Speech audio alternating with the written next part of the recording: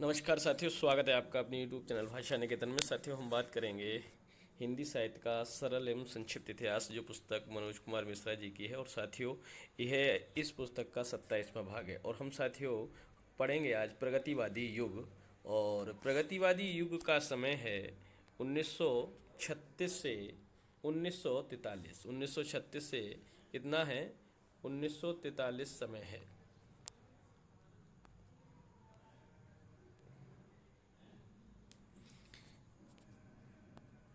तो पहला बिंदु है हमारा,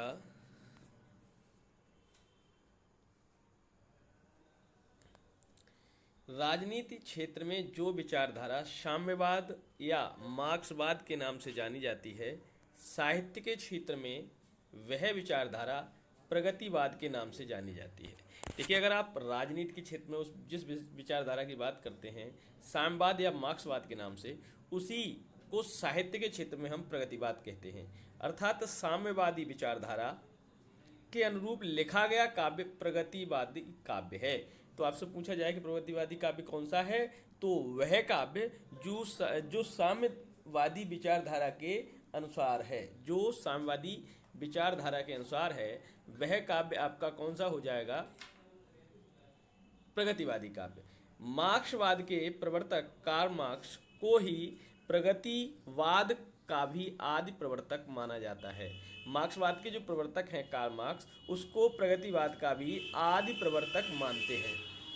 परंतु हिंदी परंतु हिंदी प्रगतिवादी काव्य धारा के प्रतिनिधि कवि नागार्जुन वैद्यनाथ मिश्र माने जाते हैं।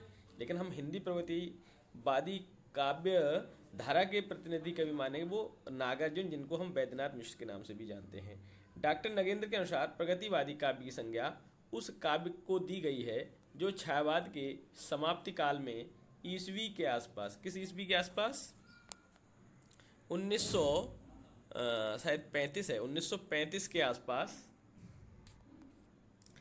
मानी गई है, सामाजिक चेतना को लेकर निर्मित होना आरंभ किया। ठीक है, डॉक्टर नगेंद्र के अनुसार प्रगतिवादी काव्य की संज्ञा उस काव्य को दी गई जो छायावाद के समाप्ति काल में 1936 या 35 ईस्वी के आसपास से सामाजिक चेतना को लेकर निर्मित होना आरंभ हुआ। आचार्य नंदुलारे वाजपेयी के अनुसार प्रगतिवाद उपयोगितावाद का ही दूसरा नाम है। जो उपयोगितावाद है वही प्रगतिवाद है। सामान्यतः यह कहा जा सकता है कि मजदूर वर्ग, दलित वर्ग एवं कृषक वर्ग को दृष्टि में रखकर जो साहित्य हिंदी में रचा गया उसे प्रगतिवाद काव्य कहा जाता है। ठीक है, कुछ इतिहासकार इसे सामाजिक यथार्थवाद के नाम से भी पुकारते हैं। प्रगतिवाद को हम सामाजिक यथार्थवाद के नाम से ही पुकारते हैं। तो हमने देखा कि जो साम्यवाद है या मार्क्सवाद है वही प्रगतिवाद है ना, और जो साम्यवादी विचारधारा के अनुरूप जो काव्य बनता है वही प्रगतिवाद काव्य है। अगर हम आदि प्रवर्तक माना जाए प्रगतिवाद का, तो कार्ल मार्क्स है, क्योंकि जो मार्क्सवाद है वही प्रगतिवाद है। और हिंदी प्रगतिवादी काव्यधारा के प्रतिनिधि कवि माने जाएं तो नागार्जुन हैं।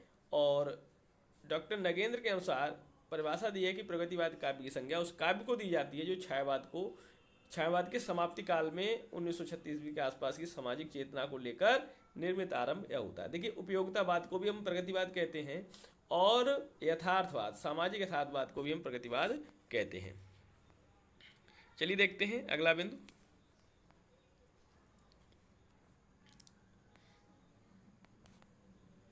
1938 ईस्वी में पंत जी द्वारा संपादित रूपाभ पत्र मुख्यतः प्रगतिशील विचारधारा का काव्य या पत्र माना जाता है। 1938 ईस्वी में पंत जी द्वारा संपादित जो रूपाभ पत्र है वह मुख्यतः प्रगतिशील विचारधारा का पत्र माना जाता है। डॉक्टर बच्चन सिंह के अनुसार प्रारंभ में इस काव्य को प्रगतिशील काव्य कहा जाता था। इसके लिए प्रगतिवाद शब्द का प्रयोग सर्वप्रथम 1942 ईस्वी में मुक्तिबोध ने अपने लेख प्रगतिवाद एक दृष्टि में किया था। मुक्तिबोध ने अपने लेख में इसके सैनिक रूप का उल्लेख किया है। अब देखिए, प्रगतिवादी आंदोलन का संक्षिप्त हम इतिहास की बात करते हैं। अंतर्राष्ट्रीय स्तर पर सर्वप्रथम हेनरी बारबूज के प्रयासों से 1935 ईस्वी में फ्रांस की राजधानी पेरिस में संसार के प्रगतिशील लेखकों को संगठित करने का प्रयास शुरू हुआ। इन प्रयासों से सर्वप्रथम 1935 ईस्वी में ही पेरिस में अंग्रेजी साहित्य के प्रसिद्ध कथाकार एवं विचारक E.S. फॉस्टर की अध्यक्षता में प्रोग्रेसिव राइटर्स एसोसिएशन नामक अंतर्राष्ट्रीय संस्था का प्रथम अधिवेशन आयोजित हुआ। इसका अनुकरण करते हुए लंदन स्थित भारतीय विचारकों में से मुल्कराज आनंद एवं सज्जाद जहीर नाम से भारतीय विचारकों द्वारा लंदन में 1935 ईस्वी में भारतीय प्रगतिशील लेखक संघ, कब 1935 में, ठीक है, भारतीय प्रगतिशील लेखक संघ नामक संस्था की स्थापना की गई। इस संस्था का प्रथम अधिवेशन 1936 में हुआ। इसके अध्यक्ष मुंशी प्रेमचंद जी थे, जिसका आयोजन कहाँ हुआ? लखनऊ में। इसमें मुंशी प्रेमचंद ने सभापति पद के दिए गए भाषण में घोषित किया कि साहित्य केवल मनोरंजन की वस्तु नहीं, वह उसका लक्ष्य समाज हित होना चाहिए। देखिए, जो साहित्य है उसका जो लक्ष्य है वो समाज हित होना चाहिए, सिर्फ मनोरंजन का कारण नहीं है साहित्य। आगे चलकर रविन्द्रनाथ टैगोर ने 1938 में इस संघ के अधिवेशन की अध्यक्षता की थी। चलिए देखते हैं आगे। रविन्द्रनाथ टैगोर 1938 ईस्वी में भारतीय प्रगतिशील लेखक संघ के का प्रथम घोषणा पत्र लंदन में ही तैयार हुआ था। ठीक है, भारतीय प्रगतिशील लेखक संघ का प्रथम घोषणा पत्र कब हुआ था? कहाँ हुआ था? लंदन में तैयार हुआ, जिसका सारांश प्रेमचंद ने हंस पत्रिका में छापा था। अब बात करेंगे प्रगतिवादी काव्य की प्रमुख प्रवृत्तियां या विशेषताएं। किसकी? प्रगतिवादी काव्य की। देखिए, जो प्रगतिवादी काव्य है वह मार्क्सवाद एवं साम्यवाद का समर्थन करता है। ठीक है, शोषण का विरोध है और शोषितों के प्रति सहानुभूति की भावना रखता है आपका प्रगतिवाद। धर्म और ईश्वर का विरोध है। नारी के सम्मान की प्रतिष्ठा की बात करता है प्रगतिवाद। मानव मूल्यों का पक्षधर है प्रगतिवाद। और बोधगम्य भाषा एवं व्यंग्यात्मकता दिखती है प्रगतिवादी साहित्य में। मुक्तक काव्यों में मुक्तक छंदों की प्रधानता है प्रगतिवादी काव्य में। सामाजिक अंधविश्वासों एवं रूढ़ियों का खंडन करता है प्रगतिवाद। और देखते हैं, सामाजिक भावना का चित्रण करता है। ठोस यथार्थ चित्रण भी प्रगतिवाद में मिलेगा। पूंजीपति वर्ग के प्रति घृणा का प्रचार भी है। विश्व बंधुत्व की भावना, कला के प्रति नवीन दृष्टिकोण, युगानुकूल परिवर्तन एवं नव निर्माण की उत्कट लालसा भी प्रगतिवाद में देखने को मिलती है। हम देखते हैं छायावादी एवं प्रगतिवाद में अंतर। छायावाद एवं प्रगतिवाद में क्या अंतर है?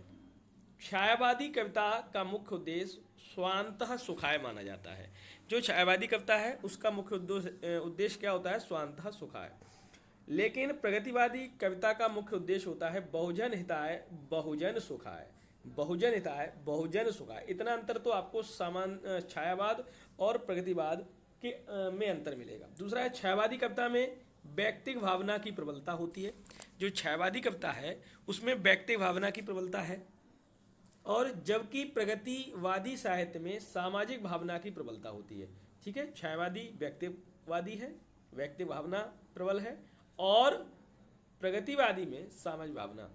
छायावादी कविता कल्पनाशीलता पर आधारित है, जबकि प्रगतिवादी कविता ठोस यथार्थ वास्तविकता पर आधारित होती है।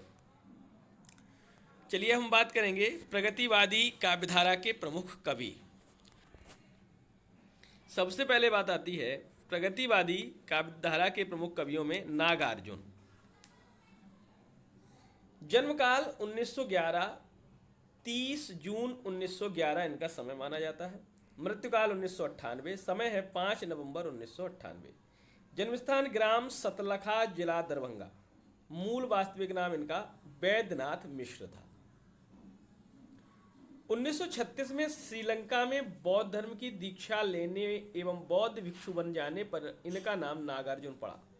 ये श्रीलंका में बौद्ध धर्म के विद्यालंकार परिवेण में 3 वर्ष तक रहे। अब देखिए, इनकी जो रचनाएं हैं, युगधारा 1953 की है, सतरंगे पंखों वाली 1959 की है, प्यासी पथराई आंखें 1962 की है, और तालाब की मछलियां तुमने कहा था 1980 की रचना है। खिचड़ी विप्लव देखा हमने 1980 की रचना है। हजार हजार बाहों वाली 1981 ईस्वी की रचना है इनकी। भस्मांकुर एक खंड काव्य है। ऐसे भी हम क्या ऐसे भी तुम क्या एक रचना इनकी ये है। पुरानी जूतियों का कोरस 1983 की रचना है। रत्न गर्भ रचना है। काली माई इनकी रचना है। रविंद्र के प्रति बादल को घिरते देखा यह एक कविता है। प्रेत का बयान, आओ रानी हम ढोएं पालकी, बे और तुम, अकाल और उसके बाद, सिंदूर तिलांकित भाल कविता, आखिर ऐसा क्या कह दिया मैंने, मैं मिलिट्री का बूढ़ा घोड़ा, तुम्हारी दंतुरित मुस्कान कविता। इस गुब्बारे की छाया में 1989 उपन्यास देखते हैं इनके कौन कौन से हैं। रतिनाथ की चाची इनका एक प्रमुख उपन्यास है, और बलचनामा, वरुण के बेटे, दुख मोचन, कुंभी पाक। विशेष तथ्य समझिए, नागार्जुन मैथिली भाषा में यात्री नाम से कविता लिखते थे। किसी अंधविश्वास के कारण बचपन में इनका नाम ढक्कन रखा गया था। लोग इन्हें प्यार से बाबा भी कहते थे। इन्होंने इंदिरा गांधी की राजनीति को केंद्र बनाकर एवं अनेक आरोप लगाकर कविताएं लिखी। ये व्यंग में माहिर हैं, इसलिए इन्हें आधुनिक कबीर भी कहा जाता है। ये कबीर के उपरांत हर विध्वंसकारी जन विरोधी शक्ति को सर्वाधिक खुली चुनौती देने वाले साहित्यकार माने जाते हैं। इन्होंने प्रगतिवादी काव्यधारा की जन जन के अभावों व आकांक्षाओं से जोड़कर उसे जन जागरण की कविता बना दिया था। इनके द्वारा दीपक नामक पत्रिका का संपादन कार्य किया गया। मैथिली भाषा में कविता के लिए इन्हें साहित्य अकादमी पुरस्कार भी प्राप्त हुआ। ये जन्म के से कवि, प्रकृति से घुमक्कड़ एवं विचारों से मूलतः मार्क्सवादी थे। नागार्जुन ने अपनी भाषा में ठेठ ग्रामीण शैली के मुहावरों का प्रयोग किया। अकाल और उसके बाद इनकी एक लंबी कविता है, अकाल और उसके बाद। इनके दिवंगत होने के बाद सोमदेव तथा शोभाकांत के संपादन में इनकी एक लंबी कविता भूमिजा प्रकाशित हुई थी। इनका संपूर्ण कवित्व नागार्जुन रचनावली के 7 खंडों में प्रकाशित है। इनकी प्रसिद्ध पंक्तियां देखते हैं। बदला सत्य अहिंसा बदली लाठी गोली डंडे हैं, कानूनों की सड़ी लाश पर प्रजातंत्र के झंडे हैं। कई दिनों तक चूल्हा रोया चक्की रही उदास, कई दिनों तक काली कुतिया सोई उसके पास। घुन खाए सहतीरों पर 12 खड़ी विधाता बाँचे, फटी भीत है छत चूती है आले पर बिस्तुइया नाचे। बरसा कर बेबस बच्चों पर मिनट मिनट में 5 तमाचे, इसी तरह से दुखरन मास्टर गढ़ता है आदम के सांचे। तो साथियों, ये प्रगतिवादी काव्य में प्रमुख कवि नागार्जुन का हमने जीवन परिचय पढ़ा। अब हम अगले सेशन में, अगली वीडियो में हम शुरू करेंगे केदारनाथ अग्रवाल को। ठीक है, आज हम इतना ही रहने देते हैं, तो फिर मिलेंगे अगली वीडियो में। तब तक के लिए नमस्कार, धन्यवाद।